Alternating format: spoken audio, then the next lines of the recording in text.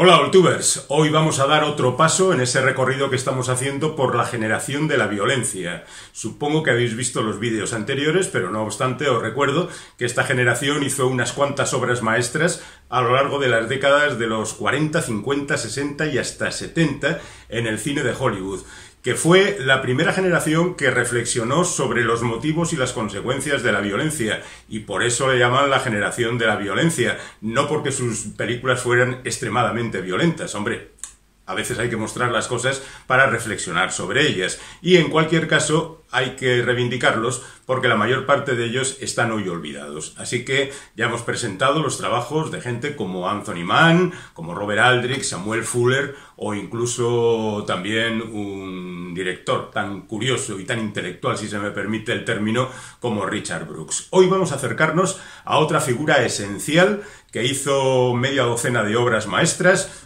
un puñado más de películas muy interesantes y, lamentablemente, en la última etapa de su vida, algunas películas que convendría olvidar. Pero aquí no estamos para tapar los defectos de la gente, sí para ensalzar sus virtudes y para mostraros todo lo que esta gente ha hecho. Hablamos de Richard Fleischer. Richard Fleischer estaba en el cine desde el momento de su concepción, porque su padre era Max Fleischer, un genio de los dibujos animados, creador, por ejemplo, de Betty Boop, la legendaria Flapper, que en los años 20 y 30 fue un auténtico fenómeno en todo el mundo. Bueno, pues en ese ambiente creció el chaval, aunque él estudió psicología.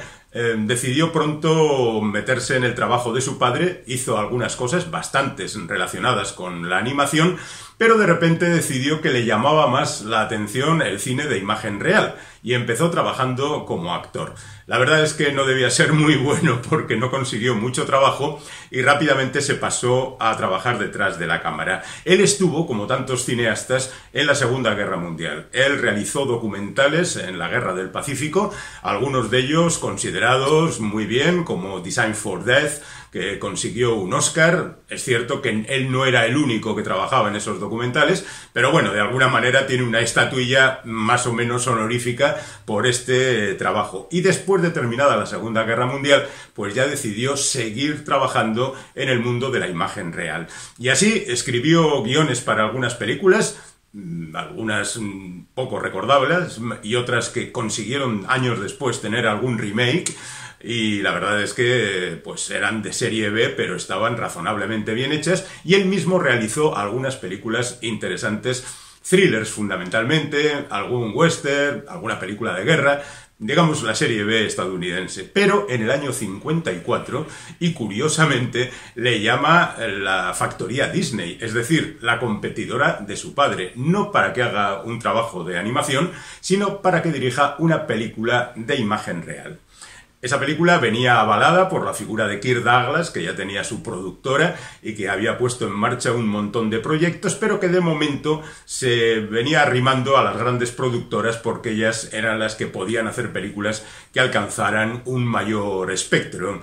Y efectivamente Kirk Douglas estaba en el proyecto, y estaba también James Mason, y estaba Peter Lorre, es decir, estamos hablando de 20.000 leguas de viaje submarino. 20.000 leguas de viaje submarino, la adaptación de la novela de Julio Verne, es para mí un super peliculón. ¿Por qué? Pues porque las películas que ves de niño y te impresionan, sin duda alguna se quedan en tu memoria aferradas. Yo recuerdo que me llevaron el hermano de un amigo que era mayor que nosotros a un cine al que no había ido nunca, y me encontré a la entrada, pues, por situaros un poco, ¿os acordáis de Gremlins? Los Gremlins viendo Blancanieves, saltando todos como locos por el patio de butacas. Pues algo semejante, todo constituido por niños. Y yo, que desde pequeño ya era un poco tonto, pues dije, uy, no voy a ver la película. Se apaga la luz, se abre el telón, aparece un barco, unos ojos verdes debajo del agua, y toda la platea se cayó inmediatamente, y hasta 2 horas más tarde no volvimos a respirar, porque esta apasionante adaptación de las aventuras del Capitán Nemo y el arponero y el profesor y el resto de la peña son verdaderamente fantásticas. Una película muy bien medida, que tiene sus puntos de inflexión perfectamente colocados, con unas interpretaciones magníficas, con, digamos, cierto aire de los años 50, de transgresión, pero no demasiado. Al fin y al cabo, el Capitán Nemo es alguien que odia al mundo y anda destruyendo los barcos de guerra que tanto daño le han hecho. En definitiva, una película que nos dejó a todos verdaderamente sorprendidos y que para Richard Fleischer fue el lanzamiento a la fama. Es cierto que colaboró todavía con algunas películas, no digamos menores, interesantes, como Conspiración de Silencio, que ayudó a John Sturges, por ejemplo, y realizó películas como Sábado Trágico, un thriller antecedente de Único Testigo, ya sabéis, aquella historia, en este caso con los mormones, en el caso de la película con Harrison Ford, con los Amy's, pues al final los criminales se refugian en una comunidad de mormones, gente que no quiere tener nada que ver con la violencia, y al final, bueno, pues las cosas se complican. Al mismo tiempo factura un magnífico melodrama, uno de los mejores que yo he visto jamás, La muchacha del trapecio rojo, con Ray Milland y Joan Collins como protagonista. Es la historia de una mujer que trabaja en un cabaret y las relaciones con un maduro millonario, que sería Ray Milland, y el que se supone que es el amor de su vida, que está interpretado por Farley Granger. La verdad es que pues es una de esas películas que te emocionan constantemente. Luego hace una película menor que se titula Bandido, y que habla de, bueno, las revoluciones en Latinoamérica, México y demás, desde un punto de vista, como siempre, estadounidense, ¿no? El protagonista es Robert Mitchum, y allí se da un paseo, como tantas veces han hecho los estadounidenses, por las tierras de debajo del Río Grande. Y a continuación hace Los Diablos del Pacífico, una película bélica, hoy olvidada, pero que me resulta también extremadamente cercana, porque en ella descubrí el valor de los planos muy cortos, el plano de detalle, cómo las cosas cobran importancia cuando de repente, aunque sea un plano fugaz, golpean al espectador y le dice esto va a tener importancia, una simple radio de repente, un casco de batalla, cosas por el estilo que van puntuando esta historia que ha sido totalmente olvidada, lamentablemente. Pero a continuación de esta película, Kirk Douglas, con el que ya había trabajado, recuerdo, en 20.000 leguas de viaje submarino, le llama para que dirija una producción suya. Esta producción se va a rodar en Noruega, fundamentalmente en Noruega, y se titula Los Vikingos. Es otra historia de aventuras fantásticas con Kirk Douglas interpretando el papel principal, con Ernest Borgnine haciendo el papel de padre de Kirk Douglas, cuando era unos meses más joven que Kirk Douglas, Tony Curtis y Janet Leigh en los principales papeles. Es una historia también arrebatada sobre un hijo de reina que es secuestrado, que es criado como esclavo entre los vikingos, con los vikingos que tratan de acabar con los reinos cristianos de Inglaterra y unos ataques finales al castillo verdaderamente memorables. Y por otra parte también razonablemente verosímil. Es decir, por ejemplo, como detalle, en esta película los vikingos no llevan cuernos en los cascos, lo cual es rigurosamente histórico. Eso es una representación que se hizo más tarde para ponerles unos elementos atemorizadores a la gente que tanto asustaba. Los que se encargaban de dibujar por aquel entonces, para darles a los vikingos un aspecto todavía más fiero, pues les ponían los cuernos en el casco. Pero toda la parafernalia estaba razonablemente cerca de la realidad y la historia pues era apasionante y nos lo pasamos verdaderamente bien. ¿Estaba condenado Richard Fleischer a hacer películas de aventuras como seña de identidad? Pues no demasiado, porque inmediatamente después hizo Impulso Criminal, una película que aborda el mismo caso que contó Alfred Hitchcock en La Soga. Aquella historia de los dos estudiantes que matan a otro para simplemente saber qué se siente, y que era desmenuzada por James Stewart en aquella película de Hitchcock que supuestamente estaba rodada en una sola toma.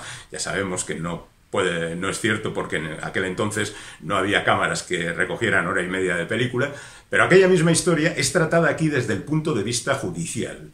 Y la verdad es que es un peliculón impresionante. Después de hacer tantas películas en color, Fleischer decide hacerla en blanco y negro para acongojarnos un poquito más, para que veamos a Orson Welles haciendo de abogado defensor ante algo que es indefendible y que, sin embargo, gracias a un guión magnífico, nos resulta absolutamente cierto.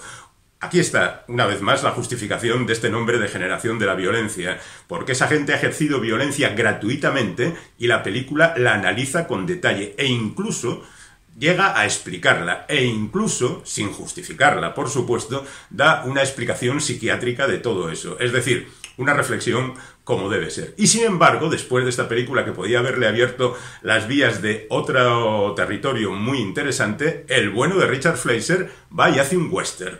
Bueno, en realidad no es tanto un western, sino un melodrama, un terreno donde él se mueve muy bien. La película es Duelo en el barro, o Todas esas colinas, en el título original, con Don Murray de protagonista en el papel de un tipo que llega con su amigo, Stuart Whitman, a un lugar y sueña con ser rico y famoso. Es un poco la historia de Un lugar en el sol, la historia del tipo que quiere triunfar a toda costa, que en principio es ayudado por una mujer, en este caso una prostituta interpretada por Lee Remick, y que más tarde, cuando conoce a la hija del magnate, Patricia Owens, decide que ahí te quedas y hasta aquí hemos llegado. Es cierto que no es tan cruel como la película y la novela de Theodore Dresler, pero también tiene sus puntos agobiantes y, por supuesto, termina con un duelo en el barro entre Don Murray y Richard Egan, que es aquí el malo de la película. Luego hace una película curiosita, Una grieta en el espejo, con gente famosa, Orson Welles, Bradford Dillman,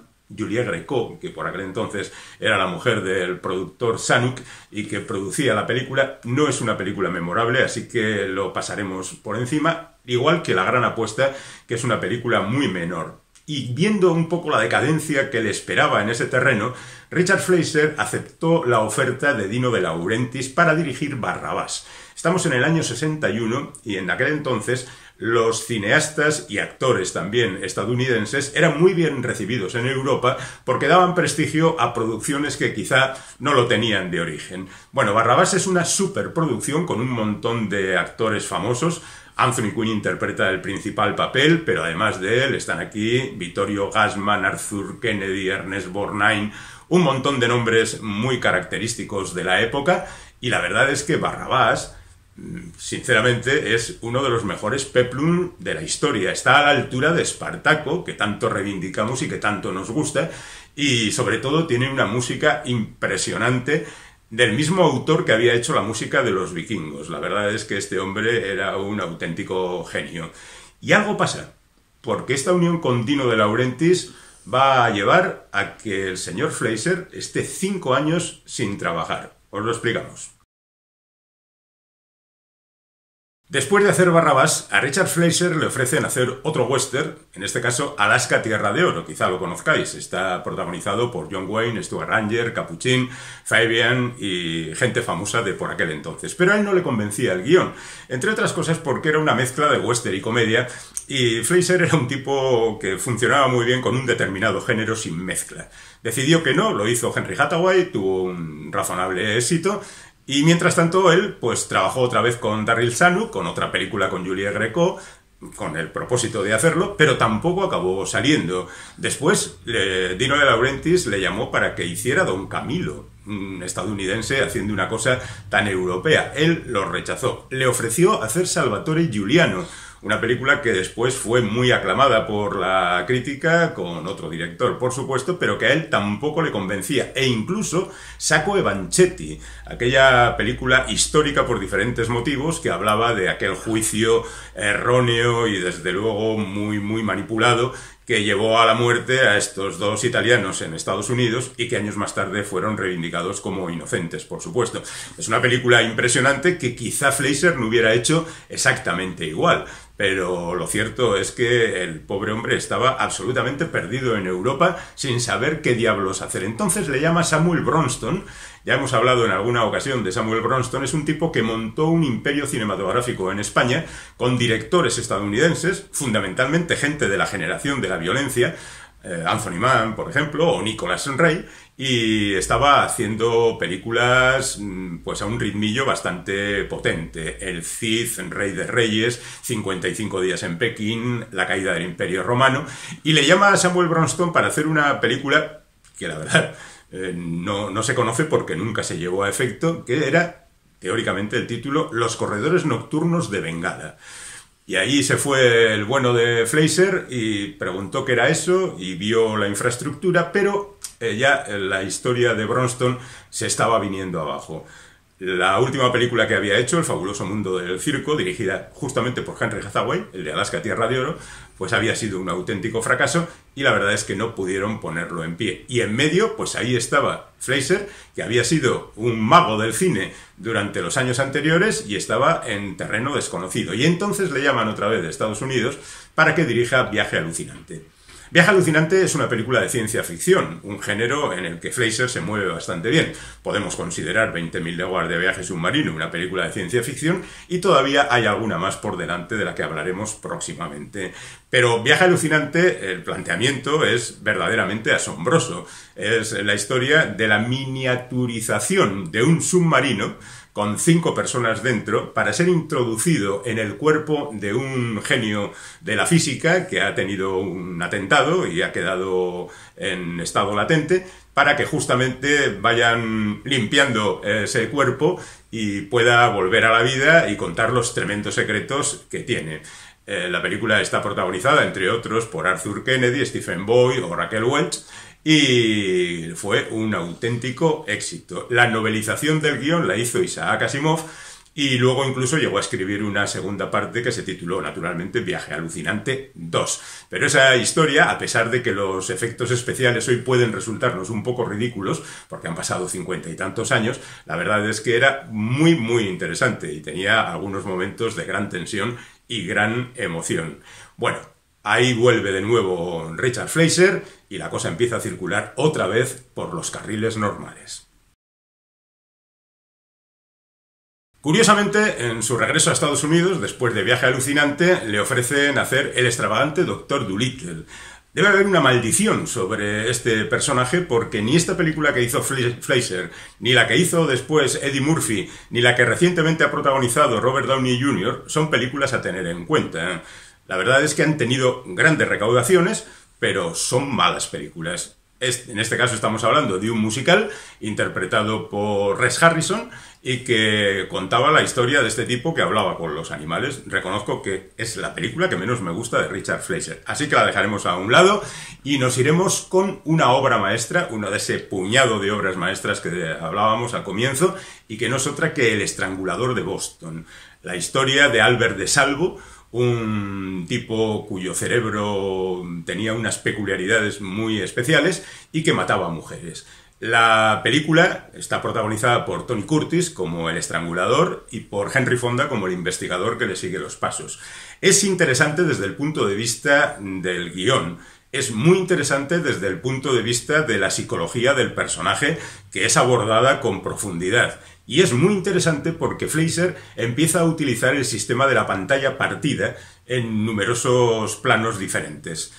Te muestra por un lado al asesino en su práctica habitual, que es la de fontanero o algo por el estilo, a los policías investigando, a la futura víctima por otro lado, y el espectador tiene que prestar atención a todas las acciones, lo cual también acelera un poco la visión del espectador para estar atento a todos los detalles. La película es una obra maestra incuestionable, ha sido aplaudida como tal, yo creo que todavía se recuerda, a pesar del olvido que ha caído sobre la obra de esta gente, y a mí me parece que deberíais recuperarla porque está muy bien. Después de esa, hace una película casi propagandística titulada Che. Pues la verdad es que es difícil pensar en una película sobre Che Guevara hecha por los estadounidenses, pero lo hicieron. Omar Sharif interpretaba el papel de Che, Jack Palance el de Fidel Castro, y era una película pues manifiestamente mejorable. En fin, hay que ir diversificando el trabajo. Inmediatamente a continuación se mete en la aventura de rodar Tora, Tora, Tora, aquella película que cuenta el ataque a Pearl Harbor, pero que se contaba desde los dos puntos de vista. Por un lado estaba el lado americano, que dirigía Richard Fleischer, y por otra parte estaba el lado japonés, que dirigía Kinji Fukasaku, que era un director que había hecho películas de monstruos y cosas por el estilo, muy eficaz desde el punto de vista del trabajo artesanal, digamos, y que resultó un éxito, aunque verdaderamente no es una película muy recordable. Bueno, después de esto tenemos otro estrangulador en la historia de Richard Fleischer, porque rueda El estrangulador de Rillington Place. Aquí el estrangulador no va en el título original, que es 10 Rillington Place, 10 de Rillington Place, y cuenta la historia, otro caso real, como el de Albert de Salvo, de un tipo en Inglaterra, interpretado por Richard Attenborough, que también realiza cosas muy semejantes a las que hacía Albert de Salvo, el estrangulador de Boston. No es una película mejor que la anterior, pero es una película muy interesante también por la introspección que hace dentro de ese mundo particular, un mundo sórdido, un mundo aparentemente normal, pero muy atravesado por corrientes bastante tenebrosas. Y la película está bien, está bien. Bueno, después del estrangulador de Rillington Place, entra ya directamente en el cine de acción más descarado con Fuga sin fin, donde sustituye a John Huston, que era el que estaba previsto en principio para hacer la película, pero decidió hacer otras cosas. La verdad es que no vemos mucho a Huston haciendo esta película. Es un thriller más bien solvente, pero que tampoco va muy allá. Y a continuación hace Terror ciego, otro thriller que a mí particularmente no me gusta demasiado. La protagonista es Mia Farrow, una mujer ciega que, un poco en la línea de Sola en la oscuridad, pues se ve acechada por amenazas de todo tipo. Más interesante es su siguiente película, Los nuevos centuriones. Hay un movimiento en los años 70 en torno a la policía estadounidense en la que se trata de, por supuesto, decir que están ahí para ayudarnos a todos, pero también hay una visión crítica de lo que esa gente hace.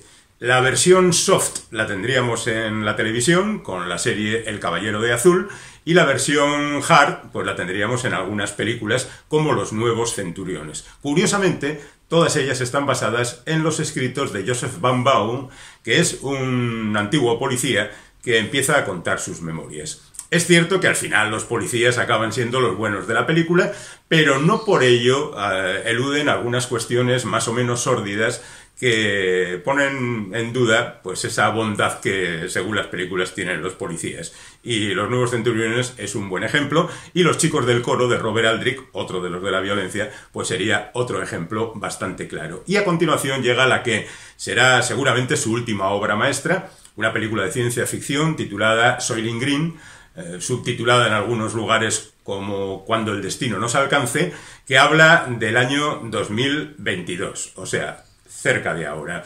Está rodada hace 50 años, o sea, en el 72, y por eso avanzan 50 años, y está basada en una novela de Harry Harrison titulada Hagan sitio, hagan sitio. Pero la novela está ambientada en 1999 y habla de un desastre más cotidiano, de cómo no hay agua en las casas, hay que ir otra vez a la fuente comunitaria, de cómo la comida está fatal, el empleo y todo eso se transmite a la película. Por ejemplo, hay un momento en que al protagonista le pegan un tiro en la pierna y al día siguiente se levanta, es policía, se levanta y le pregunta a su compañero de casa, ¿dónde vas? Y dice, voy a trabajar. Y dice, con ese tiro en la pierna, dice, si no voy hoy a trabajar, otro va a ocupar mi lugar y mañana estaré sin trabajo.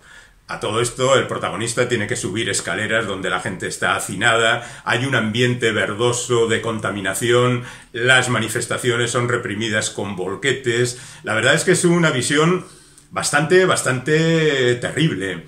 Y luego voy a spoilear un poco porque supongo que a estas alturas todo el mundo sabe cuál es el misterio de la película. Parece que nos fijamos excesivamente en el hecho de que el Soylent Green, que son unas pastillas alimenticias, estén hechos con los restos humanos de gente que en un momento determinado decide morir. Y bueno, pues hay una especie de sistema de eutanasia y esos son convertidos en pastillas. Y eso parece lo más asombroso. Bueno, yo diría que en ocasiones de necesidad el canibalismo, pues como la historia ha demostrado, puede estar justificado. Menos justificado está, por ejemplo, como aparece en la película, que las mujeres aparezcan como mobiliario dentro de los alquileres de los pisos. Y eso es lo que pasa en la película. Y hay otros muchos detalles, porque los ricos están muy separados de los pobres, y la verdad es que la historia está muy bien. El protagonista es Charlton Heston, y es la última película de Edward G. Robinson como acompañante de piso, que se supone que es el sabio que le da las pautas para descubrir el enorme misterio. Y hay una escena en la que Fleischer les dio libertad para que hicieran lo que quisieran. Una escena prácticamente muda.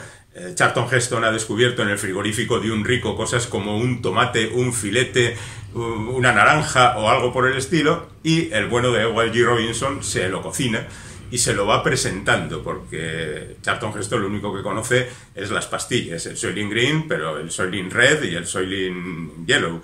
Y la verdad es que es un momento muy emocionante porque casi sin palabras Heston no acaba de encontrar el sabor auténtico de lo que está comiendo, mientras que Robinson se vuelve loco por tratar de explicarle que esa era antes la comida que teníamos. Bueno, ya hemos dicho que esta es la última obra maestra de Richard Fleischer. Hace a continuación un thriller muy estimable que se titula El Don ha muerto, pero a partir de ahí vamos cuesta abajo.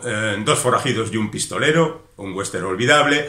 Mr. Majestic, una película con Charles Bronson, un thriller que, bueno, viene bien para un personaje como Bronson, está basada en una novela del Mort Leonard, pero hasta ahí. Mandingo, que es una película que analiza la violencia racista en el sur de los Estados Unidos en el siglo XIX y que en su momento tuvo bastante éxito.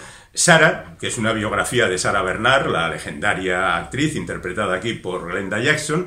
El príncipe y el mendigo, una adaptación de la obra de Mark Twain, que también está bien, no son películas estas despreciables, pero claro, venimos de algunas obras maestras impresionantes, ¿no? Ashanti, que es una adaptación de Figueroa, que también tiene un reparto impresionante, pero que tampoco va muy ahí, es una película de aventuras. Bueno, El cantor de jazz, una nueva versión de la famosa primera película sonora, aquí con Neil Diamond haciendo el papel principal y con Laurence Olivier interpretando a su padre. Después, El hombre más duro, el título lo dice todo, Amityville 3, ni siquiera la primera, ya la decadencia es manifiesta, y llega al desastre de Conan el Destructor o El Guerrero Rojo, que son las secuelas de Conan el Bárbaro, que había triunfado, y las continuaciones se la dan a Fleischer.